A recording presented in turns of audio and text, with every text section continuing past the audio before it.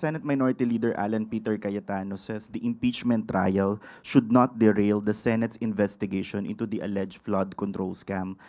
Sabi niya rin po, mukhang may attempt na isantabi yung pag-iimbestiga sa ibang issue ng corruption at mag-focus sa impeachment trial ni Vice President Sara Duterte. At sabi niya po, at kung mangyayari daw po yung gusto ng Malacanang, then this will be selective justice. Ano po ang response dito ng palasyo? Tinanong niyo po ba sa kanya kung ano yung sinasabi niyang gusto ng Malacanang? Well, Hindi ko masasagot kung ano yung masusunod ang gusto ng Malacanang. Ano muna yung gusto ng Malacanang? sa Facebook Live niya po ito sinabi, Yusek Claire, and sinabi niya nga po na magkakaroon ng selective justice kung ang magiging focus lang ay yung impeachment trial ni Vice President Duterte. Sino naman ang po nagsabi sa kanya na magkakaroon lang ng focus sa impeachment trial ni Vice Presidente?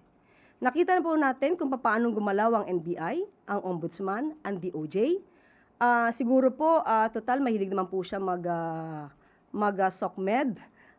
Busy siya sa Facebook. Siguro makikita naman po niya yung mga updates, kung ano nangyayari, kung paano gumagalaw at nagtatrabaho ang gobyerno para mapanagot ang dapat na mapanagot at hindi po focus sa impeachment trial. Sa totoo, pag nagmi-meeting po ang Pangulo with the Cabinet Secretaries, hindi po na pag-uusapan ng impeachment. So saan po kaya hinuhugot ng dating Senate President Alan Peter Cayetano ang kanyang mga kwento? Siguro sa susunod po, tanungin nyo, kaya lang puro Facebook yata po siya, no? So hindi siya matatanong. Siguro pagka nagkaroon ng pagkakataon, tanungin siya, saan niya kinukuha yung mga kwento niya?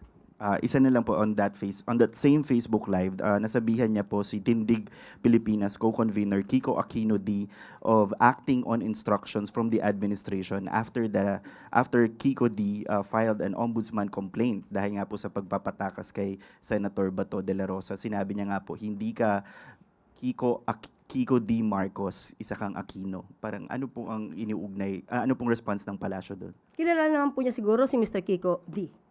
na Aquino talaga. So kaya nga po siguro, nagsampa ng kaso dahil Aquino siya. Dahil gusto niya rin mapanagot ang dapat na mapanagot. Mababanggit natin si Mr. Kiko D. Aquino ay hindi po ito, hindi po siya maka-PBBM. Isa po siyang madalas mag-criticize sa gobyerno. Kaya muli, ang sinasabi ni Senator Alan Cayetano ay puro pang-iintriga. Walang basihan, walang pinanghuhugutan. So sana po ang mga kababayan natin ay matuto na. Matuto at malaman nila kung sino ba yung nagsasabi ng may kabuluhan.